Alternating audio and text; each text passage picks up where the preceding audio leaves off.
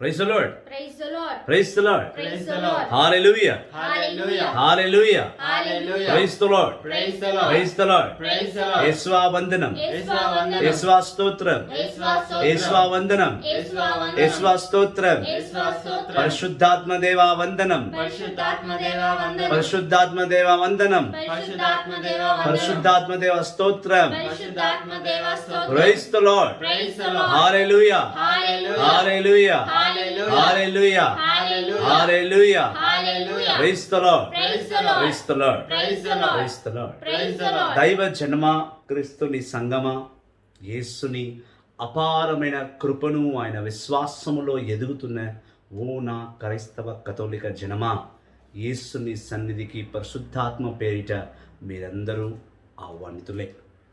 దైవ జనమా, క్రీస్తుని సంగమా, ఈరోజు ఒక సంపూర్ణమైన చాలామందికి తెలియలేని ఒక గొప్ప రహస్యాన్ని దేవుడు ఈరోజు మనకు నేర్పించబోతున్నాడు. చాలామందికి తెలియలేని వారికి అంటున్నాను, తెలిసిన వారికి కాదు. Praise the Lord. Praise the Lord. Praise the Lord. Praise the Lord. హల్లెలూయా. Hallelujah. ప్రార్థన చేసుకొని ప్రభుని వాక్కులోకి అడుగుదాం. ప్రార్థనతో పాటు పాప సంకీర్తన కూడా మనం చేసుకొని మన పాపాలని ప్రభు దగ్గర ఒప్పుకొని హృదయాన్ని పరిశుద్ధపరిచి ఆత్మను ప్రభునికి అర్పిస్తూ ఆయన సన్నిధిలో ఆయన వాక్కును స్వీకరిద్దాం. చేతులు జోడించి కళ్ళు మూసుకొని ప్రార్థించడము. ఏం బాబు నీళ్ళని చేయవా? ప్రేస్తున్నాడు. నీకన్నా పెద్దవారు నీళ్ళని చేస్తున్నారు, నీకేమైందన్నా? కాళ్ళు చచ్చిపడిపోయాయా? Praise the Lord. Praise the Lord. చేతులు జోడించి కళ్ళు మూసుకొని ప్రార్థించటము. సర్వశక్తి గల పితైన సర్వేశ్వర, కృపకు ఊటైన దేవా, నా ఆత్మీయ తండ్రి, నా ఆలోచనకర్త, ఆది సంపూర్ణుడా, నా ఆదియు నీవే, నా అంతము నీవే, నా జీవము నీవే, నా మరణము నీవే, నా జీవితానికి సమస్తము సర్వము నీవే. ఇదిగోనైనా నీ పరిశుద్ధ వాక్కు, నీ పరిశుద్ధ సన్నిధి స్వీకరించడానికి మునుపు తండ్రి, మా పాపాలను క్షమించండి, మా పాపాలను క్షమించండి, మా పాపాలను క్షమించండి. మనసు ద్వారా చేసే పాపాలు క్షమించండి, శరీరం ద్వారా చేసే పాపాలు క్షమించండి, ఆలోచన ద్వారా చేసే పాపాలు క్షమించండి. పూర్తిగా నా జీవితంలో ప్రతి పాపాన్ని క్షమించి నీ పవిత్ర రక్తముతో నన్ను శుద్ధి చేసి, రోమా 8 ప్రకారం నీ ఆత్మ నాకు జతపరిచి, మత్తయి 10:20 ప్రకారం నీ ఆత్మ నాకు తోడై మాట్లాడుతుంది గాక. మొదటి యోహాను 1:10 ప్రకారం నీ రక్తాన్ని నాపై చిలకరించుము దేవా. తండ్రి, ప్రకటన గ్రంథం 2:10 ప్రకారం మా జీవితంలో ప్రతి కష్టమును 10 రోజులు మాత్రమే అన్ని అంటున్నావు తండ్రి. జీవ కిరీటాన్ని వసుకుటకు నా శిరస్సును, నా ఆత్మను, నా శరీరాన్ని సిద్ధ చేసి నీ పరలోకంలోకి వచ్చిన తర్వాత నీ జీవ కిరీటంను మాకు ఇస్తాను నమ్మకంతో వాళ్ళు నడిపించండి దేవా. అవును తండ్రి, మారున ప్రతి విభక్తులను, మారున ప్రతి సంగతులను, ప్రతి ఒక్క పాపాన్ని తొలగించి మమ్మల్ని రక్షించండి దేవా. ప్రత్యేకంగా తండ్రి, నేను ప్రత్యేకంగా ప్రార్థిస్తున్నాను తండ్రి. కిటి ఆంజలీనా తండ్రి, నా సహోదరి ప్రభువా, ఆ బిడ్డ రోజు నరకాన్ని అనుభవిస్తుంది తండ్రి, ఎక్కువ నొప్పిని చూస్తుంది ప్రభువా. కిటి ఆంజలీని పూర్తిగా స్వస్థపరచండి నాయన. నీ కృపా కటాక్షం, నీ ప్రేమతో ఆ బిడ్డని నీవు దీవించము తండ్రి. ఆ బిడ్డ కష్టపడి 10 రోజులు అన్నావు తండ్రి. ఆ బిడ్డ విశ్వసించి ప్రార్థిస్తూ నీ వాక్కును నమ్ముతూ జీవించుచున్నది నాయన. లోకం వైపు కాదు తండ్రి, నీ వైపు ఆ బిడ్డ ఉంది నాయన. ఆ బిడ్డను ఆశ్రయించి కిట్టి ఆంజలీను తాకండి ప్రభువా. ఏ వైద్యుడు చేయని పరమ వైద్యమో నీవు సతత చేయము ప్రభువా. ప్రతి ఒక్క వైద్యము తనకు సహకరించబడును గాక. నీ కృపాయమతో ఉండును గాక. నీ మహిమలు నింపబడును గాక. నీ స్వస్థ బిడ్డగా వచ్చును గాక. ఆ బిడ్డ తిరిగి లేచి నీ నామంలో సాక్ష్యం పలుకును గాక. నిన్ను విశ్వసించి ఆ బిడ్డను దీవించి కాచి కాపాడమని నీ పరిశుద్ధ పాదాలు పట్టుకుని ప్రార్థిస్తున్నాను తండ్రి. ఆమేన్. అదే కాదునైనా ఆయన ద్వారా ఇంకెంతో మంది బిడ్డలు అవస్థపడుతున్నారు. చాలామంది బిడ్డలు అనారోగ్యంతో ఉన్నారని ప్రార్థన చేయమన్నారు. ప్రతి ఒక్క అనారోగ్య బిడ్డ గురించి నేను ప్రార్థన చేస్తున్నాను. ఖైరతాబాద్లో ఉన్న యాంతోనీ వాళ్ళ మమ్మీని కూడా నీవు దీవించు ప్రభా. తండ్రి, మరియా వాళ్ళ మమ్మీని నువ్వు దీవించు తండ్రి. ఆమె ఉస్మానియా హాస్పిటల్ అడ్మిట్ అయి ఉంది ప్రభా. ఆ బిడ్డను నువ్వు స్వస్థపరచు. ఆ బిడ్డను బయటికి తీసుకురా. ఆ బిడ్డని రిపోర్ట్స్ అన్ని నార్మల్గా ఉండాలి. ఆ బిడ్డ మెంటల్ స్ట్రెస్ని తీసేసి సమాధానంగా తన పిల్లలతో కలిసి ఉంటుందా దీవించు. ఈ మధ్యనే వాళ్ళ తండ్రిని కోల్పోయారు. తల్లిని కోల్పోకుండా వాళ్ళని కాపాడమని మా నాథుడైన యేసుని అతి పరిశుద్ధ నామములో ప్రార్థిస్తున్నాము తండ్రి. ఆమేన్. పరలోకమందున్న మా యొక్క తండ్రి, మీ నామం పూజింపబడును గాక. మీ రాజ్యం వచ్చును గాక. మీ చిత్తం పరలోకమందు నెరవేరినట్టు భూలోకమందు నెరవేరును గాక. నానాటికి కావలసిన మానం మాకు నేటికి ఇవ్వండి. మా తప్పబడ్డ వారిని మేము మన్నించినట్లు మా అప్పులను మీరు మన్నించండి. మమ్మల్ని శోధనలో ప్రవేశించకుండా కీడు నుండి రక్షించండి. ఆమేన్. Praise the Lord. Praise the Lord. రెండు చేతులు పైకి ఎత్తేద్దామా? Praise the Lord. Praise the Lord. హల్లెలూయా హల్లెలూయా హల్లెలూయా హల్లెలూయా. Praise the Lord. Praise the Lord. Praise the Lord. Praise the Lord. ద్విదేశ కాండము 27వ అధ్యాయము. బైబిల్ని ఓపెన్ చేసి ద్విదేశ కాండం 27 అధ్యాయం తీయండి. ఆమేన్ అనే మాట ప్రతి ఒక్క కథోలికుడు, ప్రతి ఒక్క క్రైస్తవుడు వాడుతూ ఉంటాడు. ప్రతి ఒక్కరు వాడుతాం ఈ మాట. ఆ మాట ఆశీర్వదించిన మాట, ఆ మాట పరలోక మాట, ఆ మాట యెహోవా తండ్రిని మెప్పించు మాట. ఆమేన్ అనే మాట నీ కుటుంబానికి దీవెన తెచ్చే మాట. ఆమేన్ అని అంటే మనం అర్థం ఈరోజు తెలుసుకోబోతున్నాం. మొట్టమొదటిగా ఆమేన్ అనే వర్డ్ బైబిల్లో ఎక్కడ రాసి ఉంది? చాలామంది నూతన నిబంధనలు ఉందనుకుంటున్నారు. చదివిన వారు నూతన నిబంధనలో ప్రకటన గ్రంథము 3వ అధ్యాయము 15వ వచనంలో వారు బాగా పాటిస్తుంటారు. 3వ అధ్యాయం ప్రత్యేకంగా రెవల్యూషన్ చాప్టర్ 3లో రాసి ఉందని కొంచెంమంది, సువార్తలో రాసి ఉందని కొంచెంమంది, కానీ కరెక్ట్గా ఆమేన్ అనే వర్డ్ బైబిల్లో ఫస్ట్ టైం ఎవరు పలికారు, దేవుడు ఎవరితో పలికించాడు, ఆమేన్ అంటే అర్థం ఏమి, ఇది మనం చూస్తాం. ద్విదేశ కాండము 27వ అధ్యాయము 11వ వచనం. To know the word and the meaning of amen and who started the word called amen, it is written in the book of Deuteronomy chapter 27 verses 11 onwards. ద్విదేశపు కాండము 27వ అధ్యాయము 11వ వచనము. ఆ దినమందే మోషే ప్రజలకు ఇటులా ఆజ్ఞాపించెను, మీరు యోర్దాను దాటిన తర్వాత సీమోను, లేవి, యూదా, ఇస్సాకార్, యోసేపు, బెన్యామీను తెగలవారు గెరసీము కొండల మీద నిలుచుండుగా ఇశ్రాయేలు ప్రజలు దీవింపబడును. మరియు రూబేన్, గాదు, అసేరు, సెబూలు, దాను, నపతలి తెగలవారు ఎలాపా కొండ మీద నిలుచుండగా ఇశ్రాయేలు ప్రజలు శపింపబడును. లేవీయులు ఈ కింది శాపవచనములు పెద్దగా ఉచ్చారింతురు. కొయ్యవేదిక గాని, రాతితో గాని, లోహముతో గాని విగ్రహములు చేసి దానిని రహస్యముగా ఆరాధించువాడు శాపగ్రస్తుడు. ప్రభు విగ్రహారాధనను అసహించుకొనును. అప్పుడు ప్రజలందరూ ఆమేన్ అని జవాబు చెప్పవలేను. ఇది ఏలిన వారి వాక్కు. సర్వేశ్వర నీకే స్తుతి, ఘనత, మహిమ, ఆరాధన చెల్లింపబడునుగాక. Praise the Lord. Praise the Lord. Praise the Lord. Praise the Lord. హల్లెలూయా. హల్లెలూయా. దేవాది దేవుడు మోషే ఉన్నప్పుడే మోషే చేతికి 10 ఆజ్ఞలు ఇచ్చి, గొప్ప ప్రవక్త అయిన మోషే గారి చేతికి 10 ఆజ్ఞలు ఇచ్చి, ఈ 10 ఆజ్ఞలను చదివి వినిపించిన ప్రకారము ఈ బిడ్డలందరినీ కూడా నా 10 ఆజ్ఞల ప్రకారం నడిపించాలని నిర్ణయించుకున్నాడో, అదే విధముగా ఇజ్రాయెల్ ప్రజలైన 12 గోత్రీయులను కొంచెం మందిని ఒక కొండపై, కొంచెం మందిని ఇంకో కొండపై నిలబడించి ఆయన చెప్పిన మాటలకు జవాబుగా ఆమేన్ అని చెప్పించాడు. ఆమేన్ అంటే అర్థం ఏంది అంటే, ఆమేన్ అంటే అందరూ చాలామంది అంటారు ఆమేన్ అంటే జరగబడునుగాక. ఇప్పుడు మన వేరే సాంస్కృతిక భాషలో చూసిన ఏదైనా అనుకుంటే కనుక తదాస్తు అని అంటుంటారు. తదాస్తు అంటే జరగబడునుగాక అని సాంస్కృతిక భాషలో రాయబడి ఉంది. కానీ కథోలిక భాషలో, హీబ్రూ భాషలో ఆమేన్, యాక్చువల్లీ ఇది హీబ్రూ భాషలో ఆమీన్ అని రాసి ఉంటుంది. అదే ముస్లిమ్స్ పాటిస్తారు, వాళ్ళు ఆమీన్ అంటారు. మన క్రిస్టియన్స్ దాన్ని ఆమేన్ అని అంటారు. దేవాది దేవుడు మోషే చెప్తున్నాడు, మోషే నువ్వు వచ్చి జెరిజామా అనే కొండ మీద ఈ గోత్రంలో నిలిపించాలి. ఎవరమ్మ వాళ్ళు? చదువు. సైమోన్, లేవి, యూదా, ఇస్సాకారు, యోసేపు, బెన్యామీను. ఈ 7 గోత్రం వారిని జెరసామా అనే కొండ మీద నిలబడించు. మళ్ళీ మౌంట్ ఎబాల్ అనే కొండ మీద ప్రత్యేకంగా రూబెన్, గాదు, అషేరు, జెబాలామ, దాను, నపాతాలి ఈ 6 ఈ కొండ మీద నిలబడించు.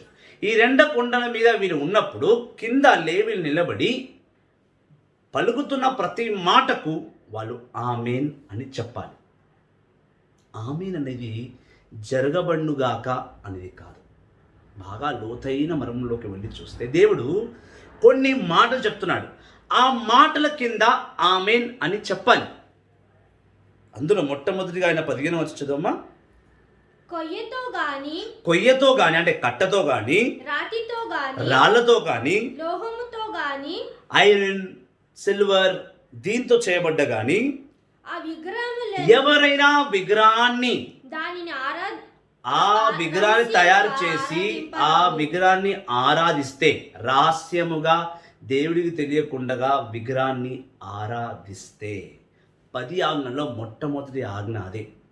నిర్గమకాండం 20వ అధ్యాయంలో దేవుడు అన్నాడు, పరలోకంలో కానీ భూలోకంలో కానీ భూలోకం నీటి కింద ఉన్న ఏ ఒక్కదాన్ని కూడా నువ్వు ఆరాధించినా నేను ఇష్టపడను. ఆ 10 ఆజ్ఞల్లో ఆయన చెప్పిన ఆ మొదటి మాటను మళ్ళీ మళ్ళీ జ్ఞాపకం చేస్తూ ఇక్కడ ఈ మాటను చెప్తున్నాను. మీరు ఎవరిని కూడా ఆరాధించకూడదు. ఇది చెప్పినప్పుడు ప్రజలు దానికి జవాబు ఇవ్వాలి. ఏమని ఇవ్వాలమ్మా? ఆమేన్ అని జవాబు చెప్పవలేను. అప్పుడు ప్రజలు ఆ మాటకు ఆమేన్ అని చెప్పాలి. దేవుడు చెప్పిన ఆ మాట, దేవుడు పెట్టిన ఆ నిబంధన, దేవుడు పెట్టిన ఆ స్ట్రిక్ట్ కండిషన్ని మేము పాటిస్తాము అని చెప్పడానికి ఆమేన్ అని చెప్తాం. అంటే ఆమేన్ అంటే కేవలం జరగబడుగాక అనేది కాదు, నేను దాన్ని చెయ్యను అని నువ్వు దేవునికి ప్రతిరుత్తమైన ఆమేన్ మాటతో నిబంధన చేసుకుంటున్నావు. ఆమేన్ అంటే ఇంక నేను చెయ్యను అని ఒక స్ట్రిక్ట్ వర్డ్ నువ్వు యూజ్ చేస్తున్నావు. అందుకే మనం జపదండ ప్రార్థన చెప్పినా లేకపోతే ఏ చిన్న ప్రార్థన చెప్పినా ఎండింగ్లో ఆమేన్ అంటాం. ఆమేన్ అంటే అది జరగబడుగాక అనేది ఒక అర్థం అయితే, ఇది నేను చేస్తాను అనేది 2వ అర్థం. ప్రత్యుత్తం, దేవుడు చెప్పిన దానికి నువ్వు ఆన్సర్ ఇస్తున్నావు. ఇప్పుడు ఎవరైనా వచ్చిన దగ్గర చెప్పారనుకోండి, నాకు ఈ బాధ ఉందండి, నాకు గురించి ప్రార్థన చెప్పి, నువ్వు ఏం చెప్తావు? ఖచ్చితంగా నేను ప్రార్థన చేస్తాను, ఆమేన్ అంటావు. అంటే నువ్వు మాట ఇస్తున్నావు. ఆమేన్ అనేది నువ్వు దేవుడికి ఇచ్చిన మాట, దేవునికి ప్రత్యుత్తరముగా ఆన్సర్. ఆయన చెప్పిన మాటకు నేను రిటర్న్గా నువ్వు ఆన్సర్ ఇస్తున్నావు. ఆమేన్ అంటే దేవుడికి నువ్వు చెప్తున్న ఆమేన్కి దేవుడు చెప్పిన కండిషన్ మధ్యలో ఒక ఒప్పందం జరిగింది. ఆమేన్ అనే వర్డ్ ముందుగా ఒప్పందం నువ్వు దేవుడితో చేసుకున్నట్టు, నువ్వు ఒప్పందం చేసుకున్నట్టుగా ఆ ఆమేన్ అనే వర్డ్ సాక్ష్యం. ఆమేన్ ఇది జరగబడుగాక ఎంత సత్యమో, ఇది నేను చేస్తాను అనేది కూడా అంతే సత్యం. నువ్వు దేవుడికి ప్రత్యుత్తంగా ఆమేన్ అని చెప్తూ నేను చేస్తాను ప్రభువా అని ప్రమాణం చేస్తున్నావు. అందులో మొట్టమొదటి నేను ఏమన్నాడు, ఎటువంటి కొయ్యతో కానీ, వెండితో కానీ, బంగారంతో కానీ, లోయతో కానీ, అంటే ఐరన్తో కానీ ఎటువంటి విగ్రహాలను తయారు చేసి కూడా ఆ విగ్రహాలను నేను రహస్యంగా ఆరాధించను. ఆమేన్ అంటే నువ్వు ఎప్పుడైతే ఆమేన్ అన్నావో ఇంకా నువ్వు ఆరాధించకూడదు. నువ్వు దేవునికి ప్రామాణిక మాట ఇచ్చావు, నేను చెయ్యను. 2వది నేను ఏమన్నాడు చూద్దాం. తల్లిదండ్రులను గౌరవింపని వాడు శాపగ్రస్తుడు. ప్రజలందరూ ఆమేన్ అని జవాబు చెప్పవలేను. ఎప్పుడైతే తల్లిదండ్రులను ఎవరైతే గౌరవించరో వాళ్ళు శపింపబడతారు. ఆమేన్ అక్కడ ఆమేన్ అని చెప్తున్నాను. అంటే నువ్వు దేవుని మాట ఇస్తున్నావు, నేను తల్లిదండ్రిని గౌరవిస్తా, తల్లిని తండ్రిని గౌరవిస్తాను. అలా నువ్వు ఆమేన్ అన్న తర్వాత నువ్వు గౌరవించకపోతే, వాళ్ళని సరిగ్గా చూసుకోకపోయినా దేవుడు నిన్ను శపిస్తాడు. నువ్వు దానికి ఒప్పుకున్నావు, దేవుడు మాట ఇస్తున్నావు, రైట్ ప్రభువా, నేను కనుక నా తల్లిదండ్రులను ప్రేమగా చూసుకోకపోతే నన్ను శపించు. అందుకే ఆమేన్ అనమన్నాడు. నువ్వు ఆమేన్ అన్న తర్వాత నువ్వు గౌరవించకపోతే శాపన నీ మీదకి వస్తుంది. చాలామంది ఆమేన్ అంటారు, తల్లిదండ్రులను గౌరవించరు, అందుకే శాపాలు ఉన్న కుటుంబాలు ఉన్నాయి. 3వది, పొరుగువాని పొలమునందలి సరిహద్దులు గట్టు రాతిని తొలగించువాడు శాపగ్రస్తుడు. ప్రజలందరూ ఆమేన్ అని జవాబు చెప్పవలేను. పక్కింటి వాడి ఆస్తి మీద కానీ, పక్కింటి వాడి పొలం మీద కానీ, లేదా ఇది నా పొలం అని వాడు సరిహద్దు వేసుకుంటాడు, రాళ్ళు పాతి దానికి అన్ని కంచులు కట్టి ఇది నా పొలము అని అన్న తర్వాత ఆ పొలంలోకి వెళ్ళి ఇది నా పొలం అని నువ్వు స్వాధీనం చేసుకోవడానికి ప్రయత్నించినా, వాడిని మోసగించడానికి ప్రయత్నించినా నువ్వు శపించబడతావు. ఆమేన్. పక్కవాడి ఆస్తి మీద, పక్కవాడి భార్య మీద, పక్కవాడి పిల్లల మీద, పక్కవారి ఏ దాని మీద నువ్వు కన్ను వేసినా, చెడు కన్ను వేసినా నువ్వు శాపింపబడతావని దేవుడు పలుకుతుంటే దానికి నేను చేయను ప్రభువా, ఆమేన్, నేను నీకు మాటిస్తున్నాను, ఆమేన్, నేను చేయను. చేస్తే నువ్వు శపింపబడతావు. నెక్స్ట్, గుడ్డివాణిని అపమార్గం పట్టించువాడు శాపగ్రస్తుడు. ప్రజలందరూ ఆమేన్ అని జవాబు చెప్పవలెను. గుడ్డివారంటే కేవలం కంటి చూపు పోగొట్టుకున్న వారిని ఎవరైనా వాళ్ళని మాత్రమే కాదు. గుడ్డివారంటే గుడ్డిగా నేను నమ్మేది వారు కూడా. ఏమి తెలియక అన్నా నేను నమ్ముతానన్నా, అక్క నేను నమ్ముతానక్క, నువ్వు ఎట్లా చెప్తే అట్లా వింటానక్క అని చెప్పిన తర్వాత వాడిని మోసగించడం, ఇచ్చిన మాట తప్పడం, వాడికి తెలియకుండా వాడి వెనుకనే గుయ్యులు తొయ్యడం, నావాడిని తీపి ప్రేమ చూపించి దొంగ ప్రేమంతో చూపించి వాడి వెనుక వెళ్చే వేషాలన్నీ వేయడం, ఇది కూడా గుడ్డిగా నువ్వు మోసగించడమే. చూపులేని వాడు రోడ్డు మీద నడుస్తూ ఉంటే మన ఆట పట్టించడానికి వాడు కరెక్ట్ తోవలో వెళ్తుంటే కరెక్ట్ తోవ కాదు, అక్కడ మాన్యువల్ ఉంది, రైట్ తీసుకో అని వాడిని ఏలన చేయడం, వాడిని గుడ్డితనాన్ని అవమానపరచడం కూడా తప్పే. అలా చేస్తే కనుక నువ్వు శాపగ్రస్తులుగా మారిపోతావు. దేవుడు చెప్పాడు ఈ మాట. చెప్పిన అందరూ ఏమన్నారు? ఆమేన్ ఆమేన్ చెప్పి ఇంటికి వెళ్ళినాక నువ్వు మళ్ళీ అదే చేస్తే దేవుని శాపన నీ మీదకి వస్తుంది. దేవుడు ఏది కూడా తన ప్రజలకి చెప్పకుండా చేయలేదు. అబ్రహాంతో ఎదోమును సొదోమును నాశనం పట్టిస్తున్నా అని దేవుడు అబ్రహాంకు చెప్పి చేశాడు. ఎక్కడ చెప్పాడమ్మా? ఎక్కడ చెప్పాడు తల్లి? అబ్రహాంకు చెప్పాడు. బ్రదర్ ఎక్కడ చెప్పారండి? అయ్యా బ్రదర్ శ్రీరామ్ మాథ్యూ గారు. దేవుడు అబ్రహాంకి దాచకుండా అన్ని చెప్పే చేశాడు. దేవుడు ముందు చెప్పకుండా చేసేవాడు ఏదైనా సరే. కానీ నోవా కాలం నుంచి ప్రతిదీ దేవుడు తన సేవకులకు చెప్పే చేస్తున్నాడు. అదే మాట ఆమోసు గ్రంథం 3:7 కూడా ఆయన అన్నాడు. దొరికింది అమ్మ నీకు? వెతుకు తల్లి, వెతకడమే నీ పని. వెతుకమ్మా, వెతుకు, కష్టపడు తల్లి. ఆమోసు గ్రంథం 3:7 దేవుడు అన్నాడు, నా సేవకులకి చెప్పనిదే నేను ఏ పని చెయ్యను. నా ప్రవక్తలకు, నా సేవకులతో మాట్లాడలేదే ఈ భూలోకంలో ఏ ప్లాన్ నేను వేయను, ఏ ప్లాన్ ఎగ్జిక్యూట్ చేయను, ఏ ప్లాన్ నేను రచించను, ఆ ప్లాన్ ఎగ్జిక్యూట్ చేయను. నా సేవకులకు చెప్పనిదే. దేవాది దేవుడు చాలా కష్టంగా, కంఠాబద్ధంగా తన సేవకులకు చెప్పే చేస్తున్నాడు. తను చెప్పింది ఏం చేయట్లేదు. అందుకే నిర్గమకాండం 19వ అధ్యాయంలో 3 రోజుల ముందే ఇజ్రాయెల్ ప్రజలు చెప్పాడు, ఇజ్రాయెల్ ప్రజలారా మీరు సిద్ధంగా ఉండండి, నేను 3 రోజుల తర్వాత వస్తున్నాను, నేను చెప్పాల్సినవన్నీ మీకు చెప్తానని తన సేవకుడు ద్వారా చెప్పి పంపించాడని.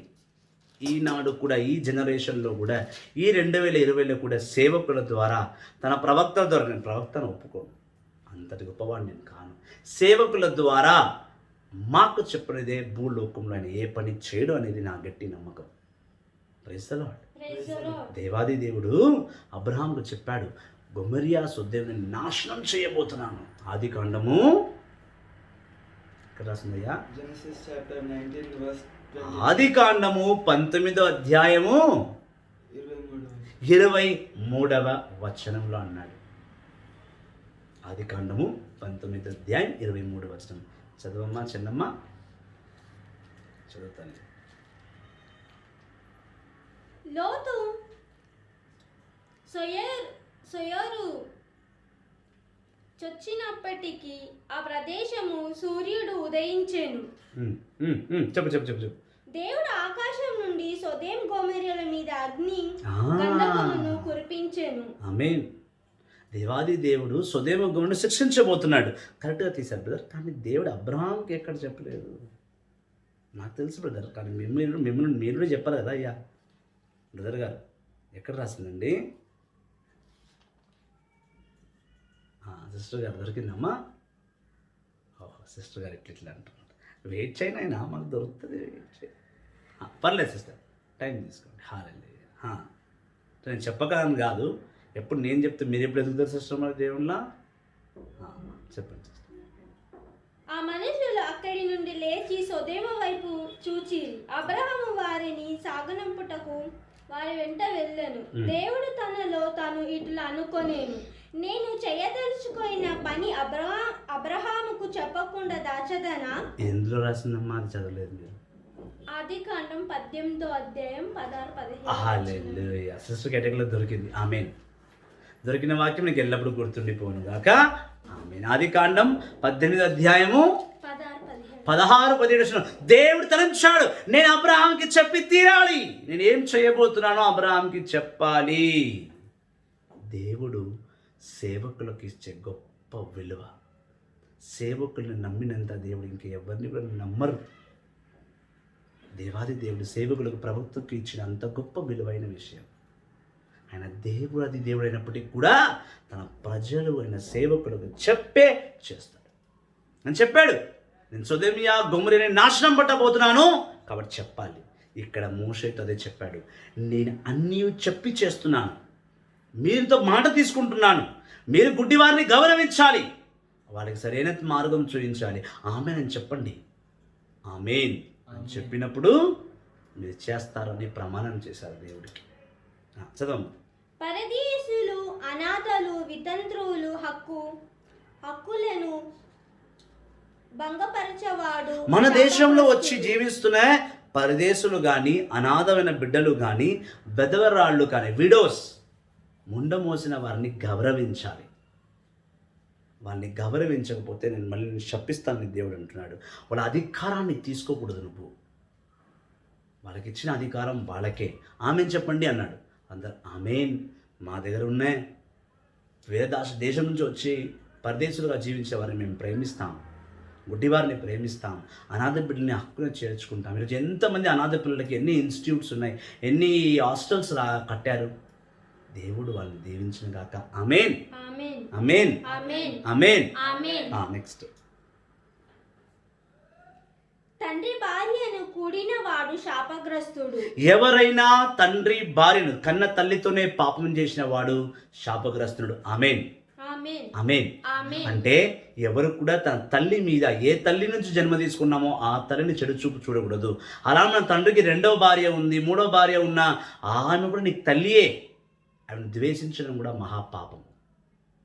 అలానే దేవుడు 3 పెళ్ళిళ్ళు చేసుకోమని చెప్పలేదు. మీరు 3 పెళ్ళిళ్ళు చేసుకోమని చెప్పకండి. మీ నాన్న తప్పు చేసేసాడు, మీ నాన్న పాపానికి ఆయన బాధ్యతుడు, కానీ నీకు తల్లి అని చెప్పాడు, నువ్వు తల్లి అని గౌరవించు. నువ్వు పాపం చేయకూడదు అర్థం అది. డాడీ దేవుడు 3 పెళ్ళిళ్ళు చేసుకోమన్నారు, బ్రదర్ గారు చెప్పారని 3 పెళ్ళిళ్ళు చేసుకొని పోయారు ఆయనత. అలాంటిది కాదు. అలాంటి వారిని గౌరవించమని దేవుడు అంటున్నాడు. ఆమేన్. ఆమేన్.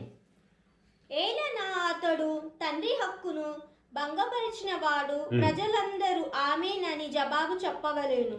జంతువులను కూడిన వాడు శాపగ్రస్తుడు. కొంచెం మంది జంతువులుగా ప్రవర్తిస్తుంటారు. జంతువులతోనే పాపం చేసేవాళ్ళు ఉన్నారు. కొంచెం కామాంధులు ఉన్నారు. అట్లా ఇక్కడ లేదు, కానీ అక్కడెక్కడో దేశంలో చూస్తే, ఏ దేశం గురించి మనం మాట్లాడకూడదు, కానీ దేవుడు చెప్తున్నాడు జంతువులతో ఎవరు కూడా శారీరక పాపం చేయకూడదు. చేస్తే కనుక వాళ్ళు శాపగ్రస్తులు. ఆమేన్. ప్రజలందరూ ఆమేన్ అని బదులు చెప్పవలేను. ఆమేన్. తన సహోదరితో అనగా తన తండ్రి కుమార్తెతో గాని తల్లి కుమార్తెతో గాని కూడవాడు శాపగ్రస్తుడు. అనగా తల్లి వరుసైన వాళ్ళతో పాపం చేయకూడదు. తల్లికి పుట్టిన చెల్లి, నీ సొంత చెల్లి అయినా సరే, లేకపోతే మీ చిన్నమ్మ పిల్ల, పెద్దమ్మ పిల్లల్లో కూడా నువ్వు వెళ్ళి వాళ్ళతో కూడితే అది కూడా పాపమే, అది శాపము. ఆమేన్ అని చెప్పమన్నాడు. ఆమేన్ అన్నారు అందరూ. ప్రజలందరూ ఆమేన్ అని బదులు చెప్పవలేను. అత్తను కూడువాడు శాపగ్రస్తుడు. అత్తమ్మతో సంబంధం పెట్టుకోవద్దు. కొంచెం మంది మన భారతదేశంలో చాలా మందిని చూశాను నేను. హైదరాబాద్, సికింద్రాబాద్లో చాలా మందిని చూశాను. పిల్లనిచ్చిన అత్తతో కూడా సంబంధము, మళ్ళీ అత్తతో కూడా సంబంధం. నేను పిల్లని తెచ్చుకున్నావో ఆ పిల్లతో కూడా సంబంధం, ఆ పిల్ల తల్లితో కూడా సంబంధం పెట్టుకున్నారు. అటువంటి వారిని దేవుడు శాపగ్రస్తుడుగా చూస్తున్నాడు. వాళ్ళని శపిస్తా అంటున్నాడు. అలాంటి పాపం చేయకూడదు అంటున్నాడు. ఆమేన్. ప్రజలందరూ ఆమేన్ అని బదులు చెప్పవలేను. అది కలుపుకొని చెప్పుకుంటూ పోనా? నువ్వు వచ్చిన చెప్పేటప్పుడు అది కలుపుకుంటూ చెప్పుకుంటూ పో. చాటుగా పొరుగువాని దెబ్బతీయువాడు శాపగ్రస్తుడు. ప్రజలందరూ ఆమేన్ అని బదులు చెప్పవలెను. చాటుగా మనం నమ్మిన వారిని మనం మోసం చేయడం, నమ్మిన వారిని తీసుకెళ్ళి చంపేయడం, లేదా కేన్ ఏబుల్ని చంపాడో, లేదా సైమన్ లేవి ఇద్దరు వెళ్ళి నమ్మించి మోసం చేశారు. ఇవితులైన అమేరు కుమారుడు షెకెమును దీనాన్ని రేప్ చేసిన తర్వాత మొన్న మన అంశంలో మాట్లాడుకున్నాం కదా, అట్లా మోసం చేయడం కూడా పాపమే. ఆమేన్.